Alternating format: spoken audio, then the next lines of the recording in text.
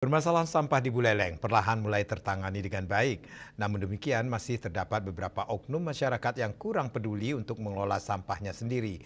Untuk itu Kadis DLH Buleleng mengajak masyarakat berbenah bersama mengelola sampah berbasis sumber.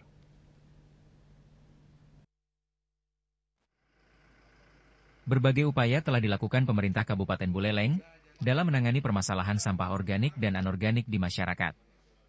Namun mengingat luasnya wilayah kabupaten, menjadi penting partisipasi aktif dari masyarakat untuk sadar dan turut mengelola sampahnya sendiri.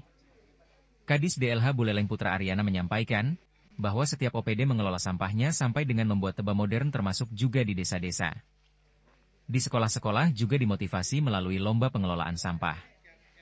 Pihaknya tetap meminta masyarakat untuk sadar akan sampahnya sendiri, mengingat permasalahan sampah bukan hanya menjadi tanggung jawab DLH Buleleng, melainkan tanggung jawab bersama.